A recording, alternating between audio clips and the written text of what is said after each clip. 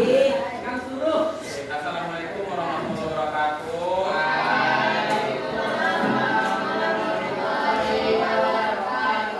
Alhamdulillah, alhamdulillahirabbil alamin. Wassalatu wassalamu ala asyrofil anbiya'i wal mursalin wa ala alihi wa ashabihi rasulillahi ajmain. Asyhadu an la ilaha illallah wa la syarika lah wa asyhadu anna Muhammadan abduhu wa rasuluhu la nabiyya ba'da amma ba'du. Pada pertemuan kita pada bab 3 ini tentang materinya tentang kedaruratan, semuanya sudah cukup belajar. Kalau kalian kelasnya mana? Kalau sudah siapkan dulu berdoa. Kita berdep, siap.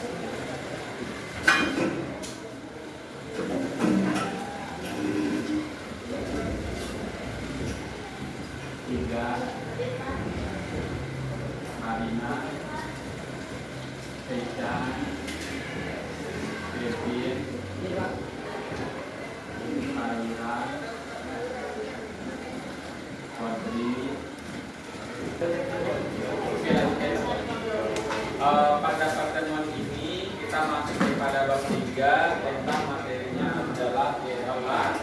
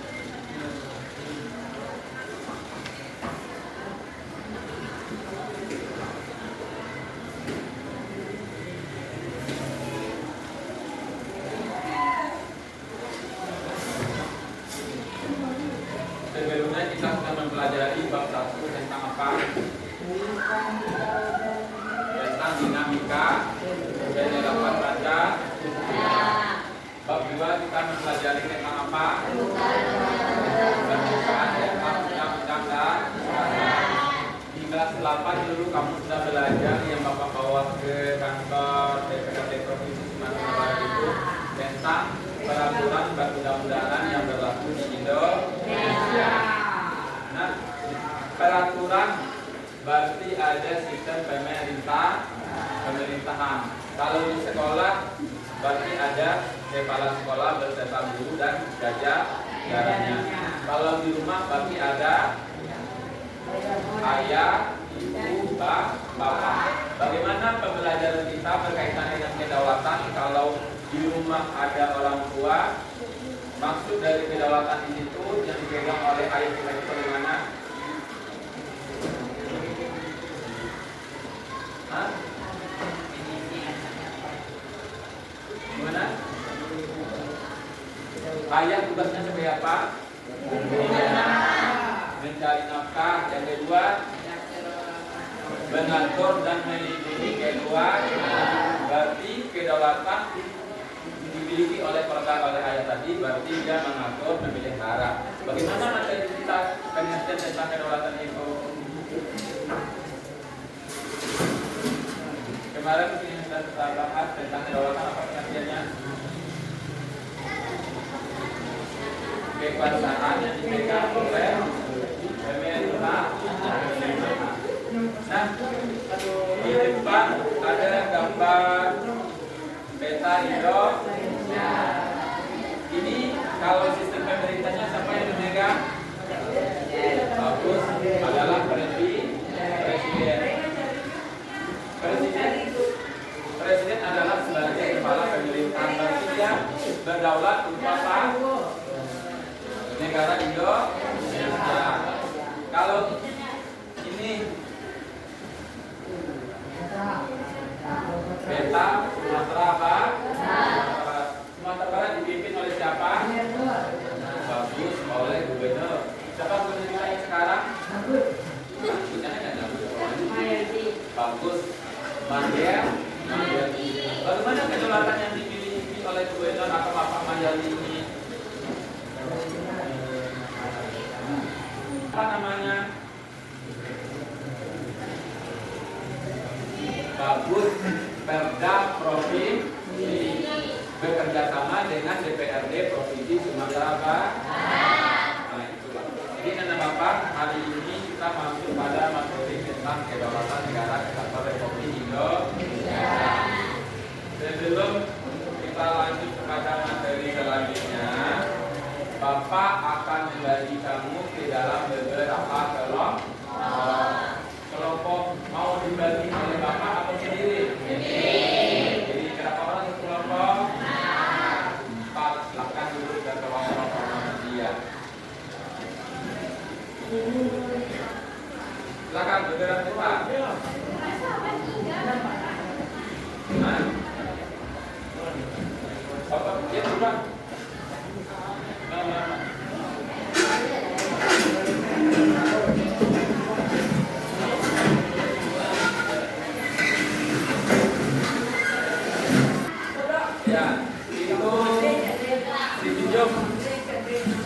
Ini pada panjang. Ini boleh gitu. Pariaman. Padang. Jadi ada kelompok padang, pariaman, padang padang,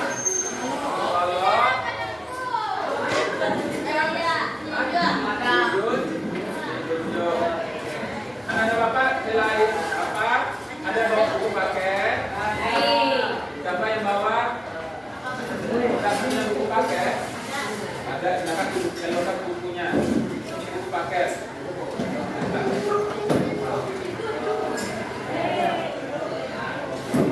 Silakan keluarkan buku paket. Siapa yang nge-print? Cuma kita sendiri. Oh, mewakili. Mantap.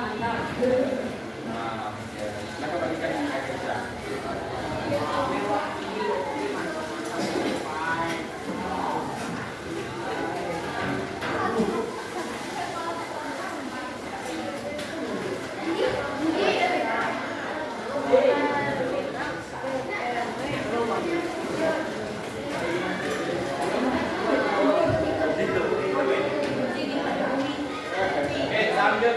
membagikan LKPD-nya baca buku bab 3 berapa sih pakai?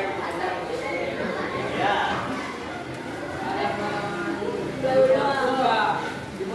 Kalau terlibat bukti, ya silakan baca dulu materinya. Dibaca materinya, kalau ada dibuat catatan atau rangkuman, buat pertanyaan yang berkaitan itu nanti boleh ditanya ke Bapak atau ke dalam forum. Paham? Paham kan? Paham.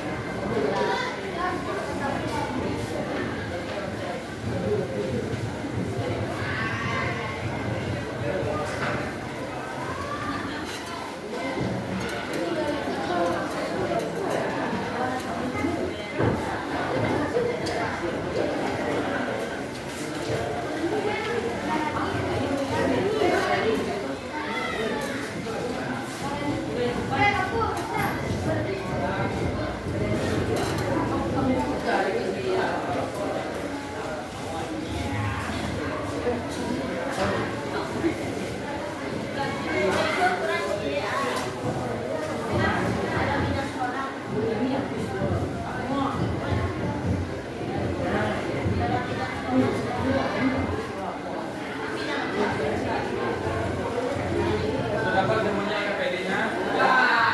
Sudah punya buku paket? Buku LKS?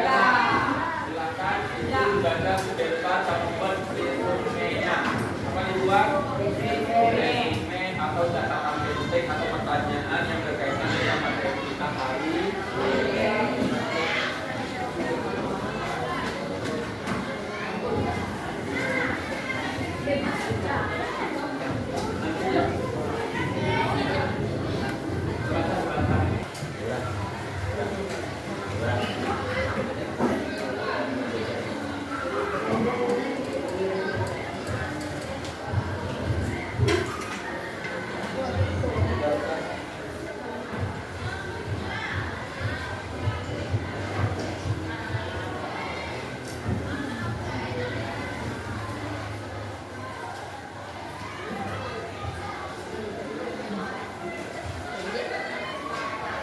Oke, anak Bapak sebalik ke depan. Tentang materi kita hari ini adalah Kedaulatan Negara Kesatuan Republik Indonesia. Tujuannya setelah anak Bapak mempelajari tentang kedaulatan ini, yang diharapkan adalah yang pertama, mengenal serta memahami tentang bentuk kedaulatan negara Indonesia sesuai dengan Undang-Undang Dasar yang berlaku di negara Indonesia. Undang-Undang Dasar kita yang berlaku itu adalah Undang-Undang Dasar yang sudah diamandemen pada tahun 2002. Berapa kali amandemen? Berapa kali Undang-Undang Dasar telah diamandemen? 4 kali. Yang pertama tahun 9, yang kedua 2000, yang ketiga 2001, yang keempat 2000. Yang kedua, menumbuhkan rasa ingin tahu tentang perihal bentuk kedaulatan yang sesuai dengan Undang-Undang Dasar Negara Republik Indonesia. Yang ketiga, memahami berbagai prinsip kedaulatan sesuai dengan Undang-Undang Dasar. Yang keempat, Keempat, memahami dinamika perwujudan kedaulatan negara kesatuan Republik Indonesia. Kegiatan literasi yaitu membaca, tadi sudah Bapak Ibu juga, sudah kamu buat juga catatan penting. Sudah ada pertanyaannya. Kemudian tugas rumah itu harus kamu buat dan dikumpulkan hari Kamis atau hari Jumat. Hari apa Bapak suruh? Hari Kamis dan hari Jumat. Kalau tadi gue berarti tidak Bapak periksa pada hari lain. Ya, kalau tadi gue tidak Bapak periksa. Kalau tidak Bapak periksa berarti nilai pada pertemuan ini adalah kosong. Ya, jadi kalau tadi gue hari ini berarti nilainya kosong. Dan dikumpulkan itu pada hari Jumat, hari lambat atau besok. Sekarang kita masuk materi tentang hakikat kedaulatan.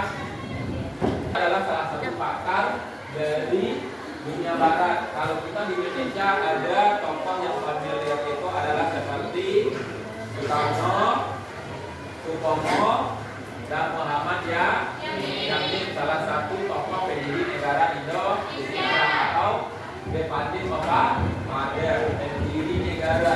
Yang lain-lainnya juga ada seperti profesor-profesor seperti Hasanuddin, Muhammad Hatta, dan tokoh-tokoh pendidikan Kerajaan Dewantara.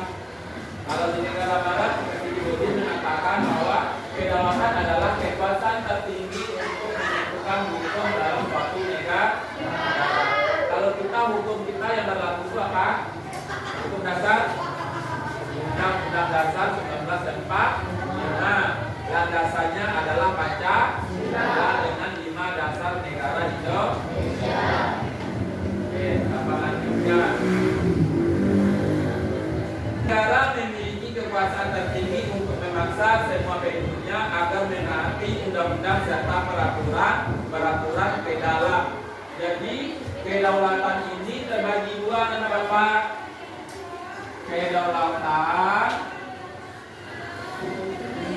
terbagi dua. Yang pertama kedaulatan kedalam. Yang kedua kedaulatan kedua. Sebagai gambaran, tadi contoh di rumah tangga ada ayah. Kalau ayah kedaulatannya ke dalam, mencari rezeki, melindungi keluarga, dan mengayomi keluarga. Kalau dia kedaulatan keluar, bagaimana keluarga tersebut, orang tua tersebut bekerja sama dengan pihak lain. Contoh, kamu punya bakat tentang berenang, maka kamu dimasukkan berenang.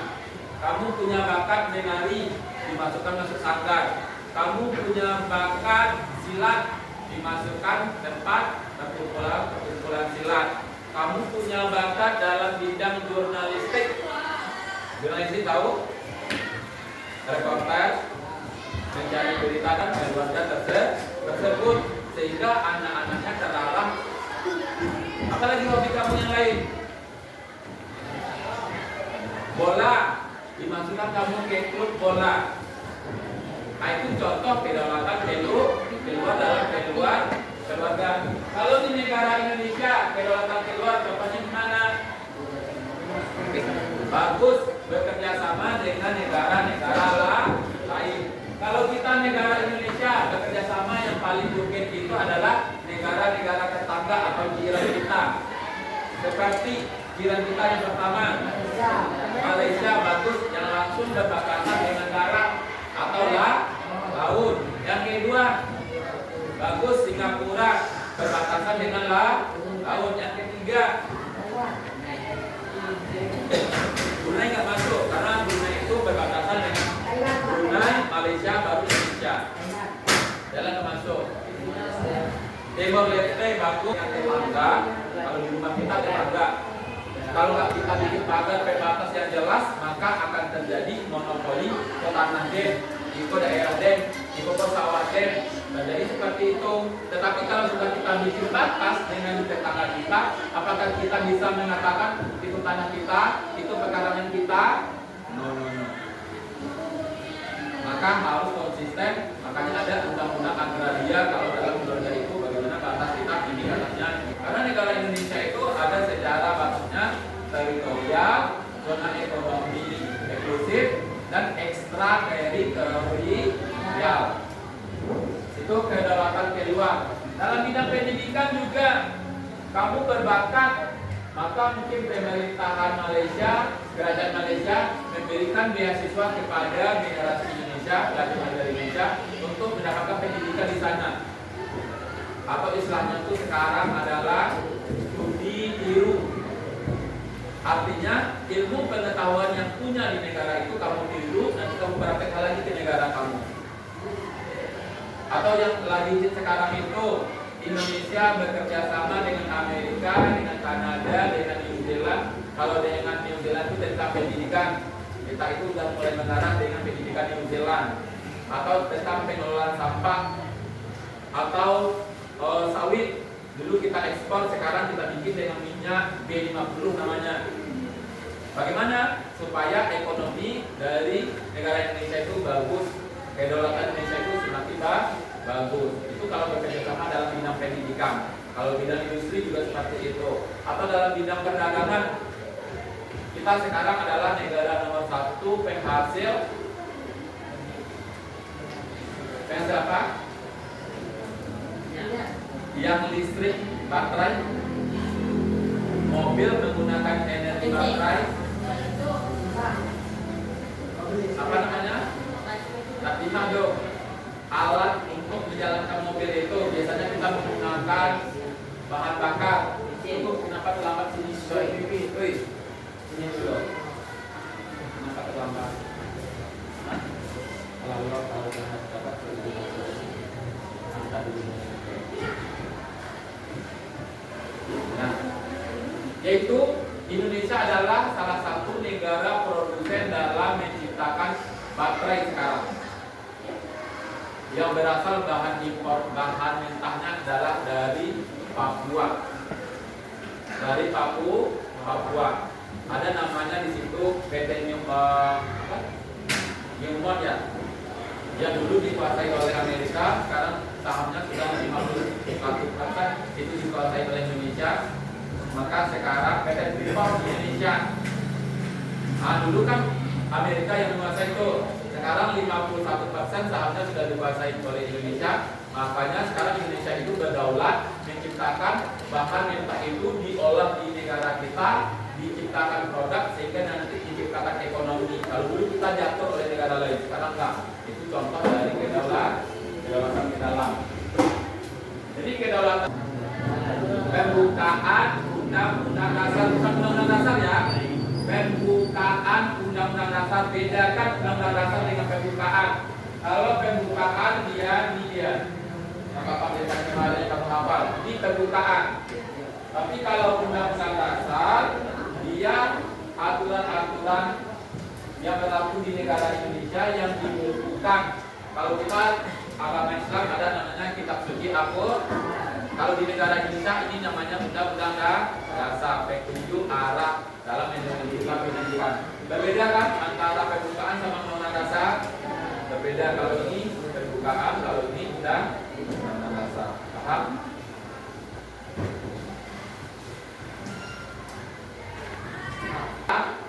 Ukraina dengan Rusia. Apakah Palestina itu berdaulat? Ya, kalau berdaulat mereka pasti dia kuat. Kenapa bisa terjadi hal demikian? Karena dari segi pertahanan dan keamanan tidak memadai. Oleh karena itu kewajiban kamu adalah meningkatkan bagaimana pertahanan dan keamanan negara kamu itu betul-betul bagus ke depannya. Kalau tidak, maka generasi milenial Gen Z yang sekarang itu hanya nama. Pemerintah negara Indonesia hanya nama. IKN itu akan menjadi kota mati kalau kamu tidak berpartisipasi aktif dalam sistem pemerintahan negara Indonesia. Sama kalau di kelas ini tidak ada partisipasi kamu, bisa berjalan sistem pendidikan ini. Bisa kamu masuk sesuai yang Bapak minta tadi.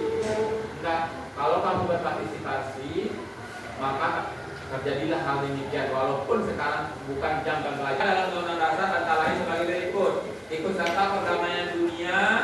Presiden dengan persetujuan DPR menyatakan perang. Dulu kita pernah hampir perang dengan negara tetangga kita, dengan Malaysia atau dengan negara Tiongkok terkait dengan Pulau Natuna. Ya, kita hampir saja. Kemudian Presiden mengangkat duta dan konsul. Kalau duta itu adalah perwakilan dari negara Indonesia yang berada dengan negara lain yang bekerja sama dengan negara Indonesia.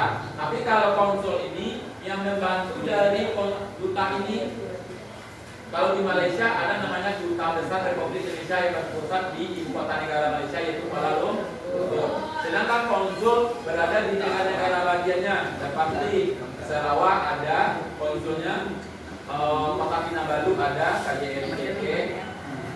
Jadi konsul itu adalah juga bertugas sebagai perwakilan dari negara Indonesia di sana untuk melayani warga negara Indonesia yang bekerja sama, yang bekerja di sana atau menetap di sana. Paham? Perbedaan duta dengan konsul?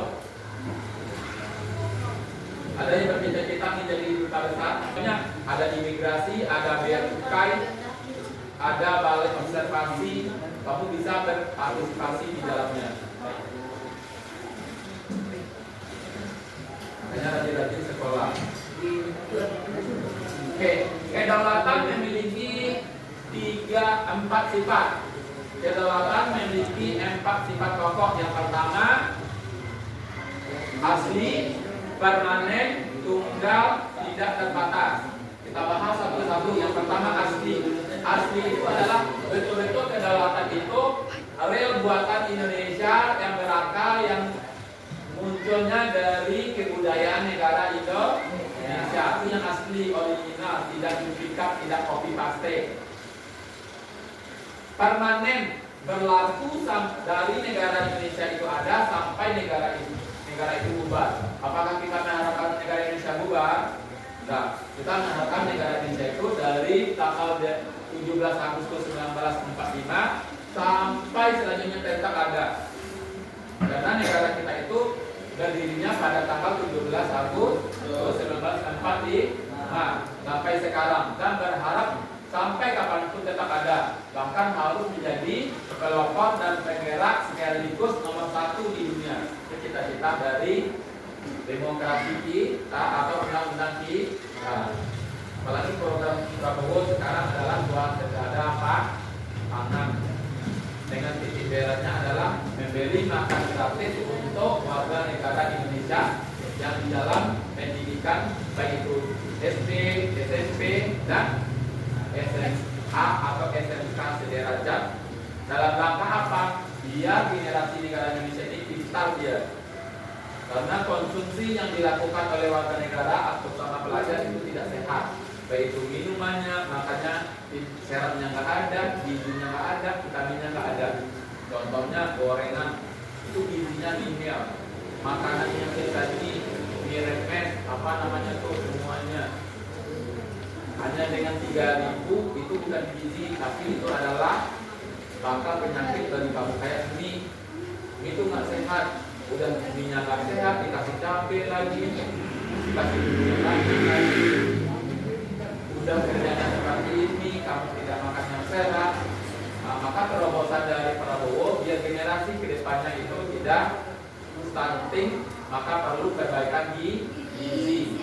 Ciri-ciri orang kekurang gizi itu yang pertama adalah cepat malas, cepat ngantuk, lesu, berpikir malas. Kalau menghafal pembelajaran gampang lupa, mengerjakan matematika nggak ngerti. 6 kali 6 berapa? Anak bapak, maaf begini dulu. 7 kali 9 berapa? Anak bapak 21. Kalau 8 kali 8? Anak 4. Masih banyak juga yang kelas 3, kelas 9 ini yang masih berpikir. Bagaimana sekarang otak ini bisa kinclong? Maka perlu perbaikan gizi. Itu gunanya. Tadi asli, permanen, tunggal. Tunggal itu artinya hanya berlaku satu Ya. Kalau di negara Indonesia, apakah ada lagi negara selain negara Indonesia? Tidak ada, hanya negara Indonesia. Kecuali atau negara Indonesia itu dipimpin oleh presiden, kemudian dibantu oleh provinsi yang disebut dengan gubernur. Berapa jumlah provinsi di negara Indonesia? 38 provinsi. Hapus 38 provinsi. 4 lagi yang baru, ada provinsi Papua Barat Daya, Papua Pegunungan, Papua Tengah, dan Papua Barat. 4 adalah provinsi kita. Jadi 38 provinsi. Kalau tadi ini ada peta wilayah Sumatera Barat. Berapa jumlah kabupaten dan kota yang berada di sini? 34. Bukan, ini peta apa? Sumatera. Sumatera Barat. Sumatera Barat dipimpin oleh siapa? Gubernur. Gubernur ini memimpin kabupaten atau kota. Kita berada sekarang di kota apa? Kota Padang. Selain kota Padang, kota apa lagi? Hah? Jumlah kabupaten atau kota di Sumbar. Kota dulu, kota apa yang diketahui? Kota Padang. Padang, Pariaman. Kota Bukit Tinggi. Solo. Bukit Tinggi. Bukit Tinggi, Padang Panjang. Padang, Solo. Di tujuh kota. Lalu kota Kawalu. 3, 4, 5, 6. Ada 6 kota yang berada di Sumatera Barat. Batu Sangkar kota? Ya. Ya. BPF. Payakumbuh kota? Ya. Payakumbuh itu. Hah? Pekanbaru. Pekanbaru masuk Sumatera Barat. Lihat, ini peta Sumatera Barat. Sumatera Barat itu kalau kita lihat batasnya utara, selatan, barat, timur. Dari peta ini mana yang utara? Coba. Kartet. Berarti Sumatera Barat berbatasan dengan apa? Ini nih, dari peta ini. Riau. Riau ini. Riau, ya tengah. Riau. Kalau selatan paling bawah berbatasan dengan Bengkulu dan Samudra Hindia. Bengkulu, Samudra Hindia. Kalau barat di sana. Provinsi Sumatera Utara, Sumut. Kalau timur,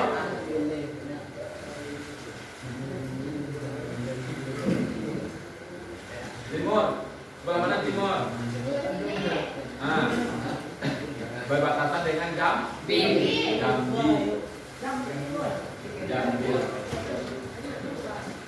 Nah, tadi kita sudah membahas tentang batas sama jumlah kabupaten atau kota. Ini baru kota. Sekarang kabupaten lagi. Berapa jumlah kabupaten? Kabupaten Solo.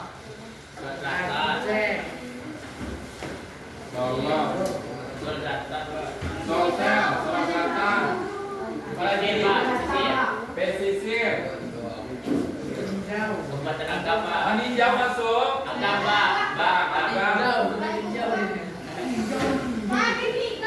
Probolinggo. 50 kota. Tanah datar.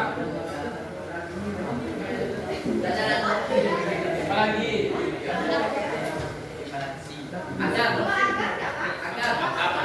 Padang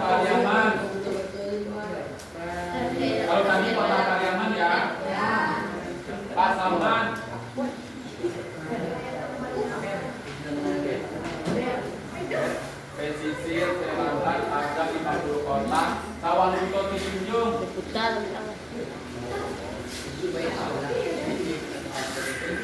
Damas raya.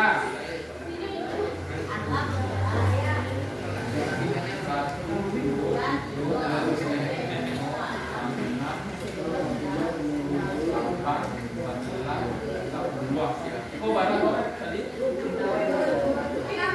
Kabupaten Mentawai ya. Kabupaten Mentawai. Mentawai ya termasuk coba. Satu, dua, tiga, empat, enam, tujuh, delapan, sembilan, kita balik. Sampai 5, 6, 7 teman-temannya berapa? 18 kabupaten atau kota. Kalau kota siapa yang memimpin? Ada. Bagus, wali kok. Kalau kabupaten? Kabupaten siapa yang memimpin? Camat itu kecamatan. Lurah itu kelurahan. Kalau kamu kalau sekolah kita ini berada di kelurahan apa? Bungo Pasang. Bungo Pasang di mana kantornya? Tahu di mana kantor kelurahan Bungo Pasang? DPR. Kan Pasang lah. Yang kalau camat contoh tanah di mana? Ya, camat foto tanah di mana kantornya? Di dekat pasar Lubuk Buaya. Itu camat. Kamu berada di kecamatan Koto Tanah, Kota Padang yang dipimpin oleh wali kota. Apa wali kota sekarang?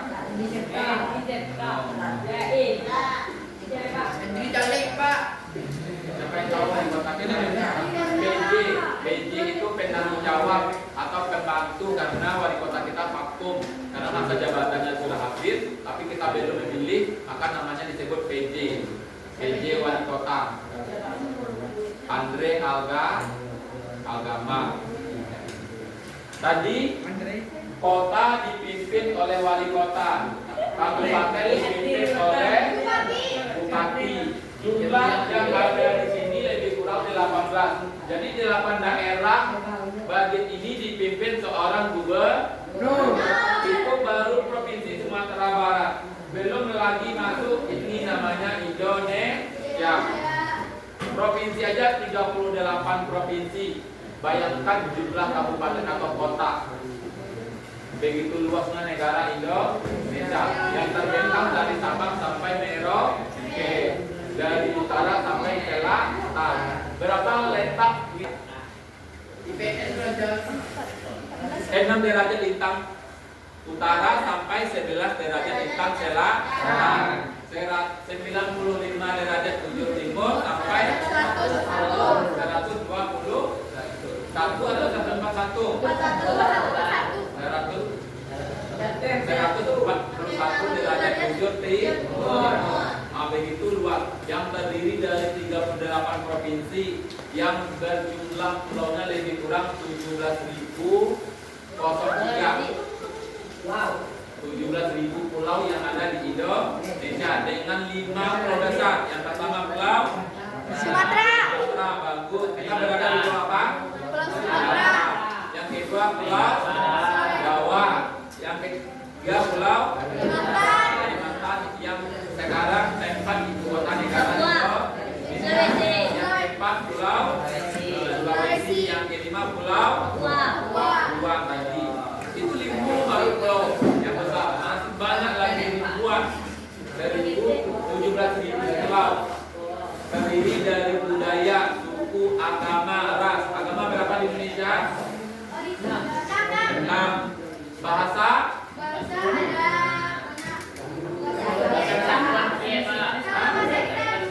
Bahasa cuma ada satu, yaitu bahasa Indonesia. Sesuai pasal 36. Bendera kita berapa buah? Satu. Bendera Indonesia sesuai dengan pasal 35 dari Undang-Undang Dasar.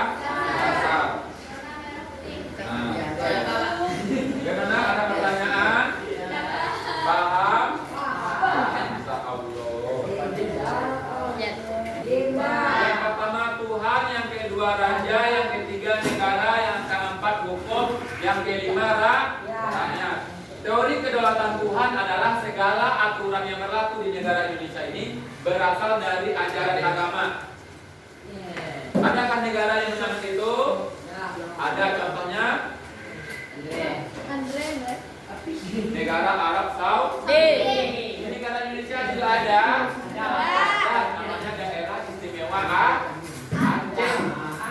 Aceh.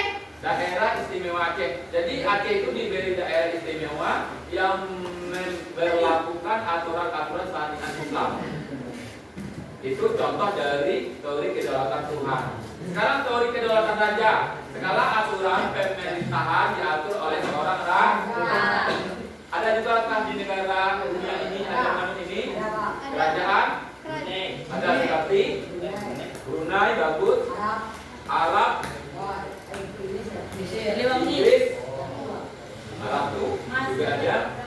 Di Indonesia juga ada Sultan Hamengkubuwono di Jogja. Pajajaran. Makanya Yogyakarta itu daerah istimewa Yogyakarta.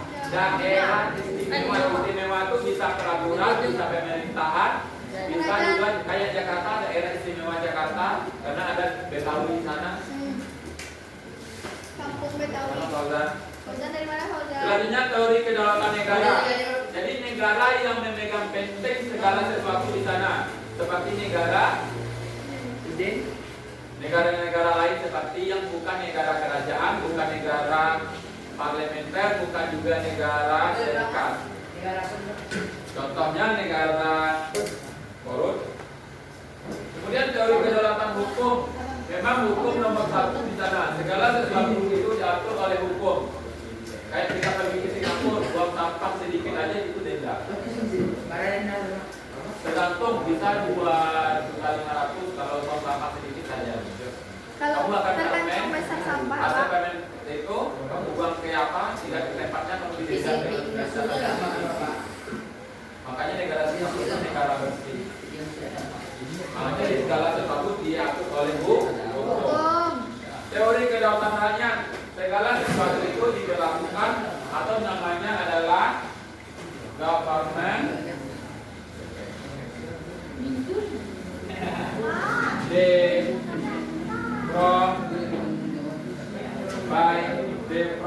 by or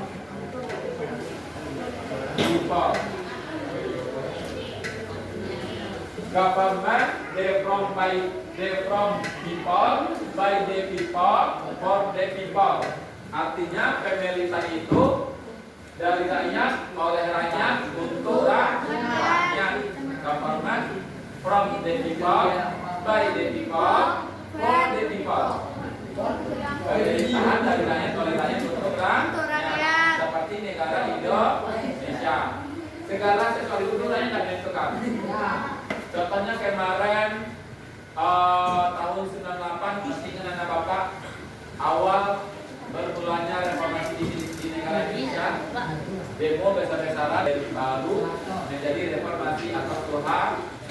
Kemarin itu ada demo tentang undang-undang politik, partai politik. Bagaimana, apakah undang-undang itu berlaku? Tidak. Kenapa tidak berlaku? Tidak diterima oleh rakyat atau rakyat.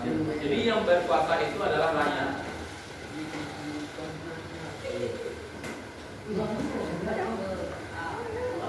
Sudah. Berkeluarga sudah.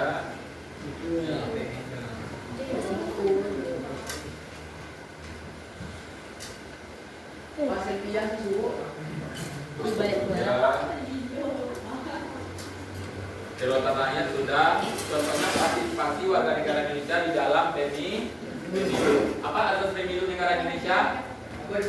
Azas dari pemilu kita Jurdil dan Luber.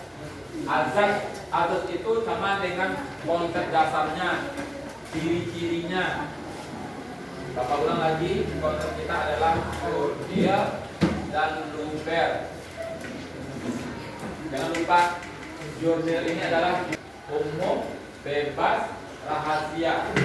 Langsung, umum, bebas, rahasia.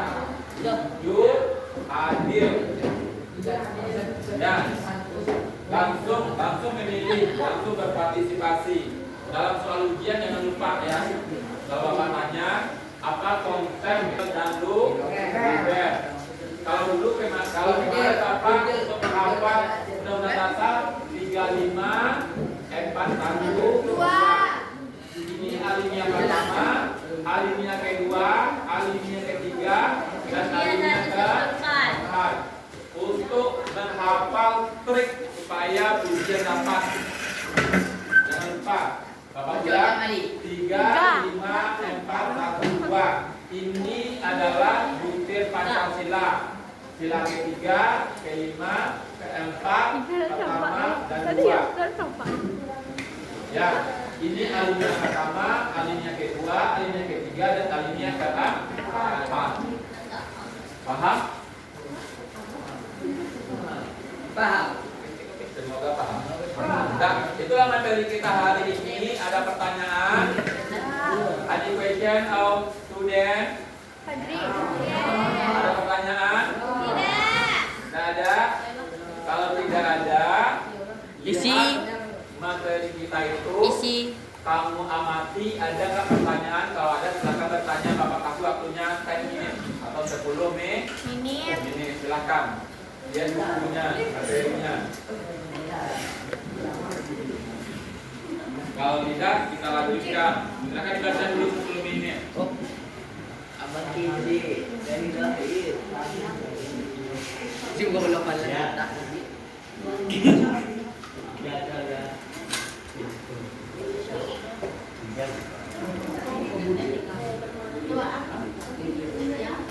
Tiga lapar. Tiga lapar, Pak. Tiga lapar. Ada.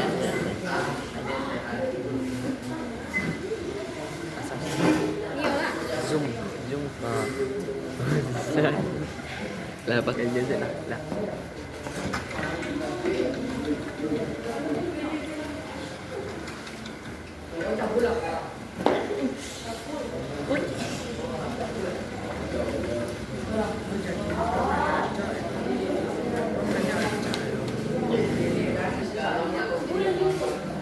Jangan main dia.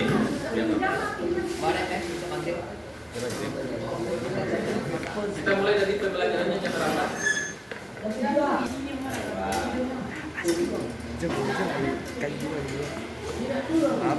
Pas mana kan? Oh, lagi santai kau.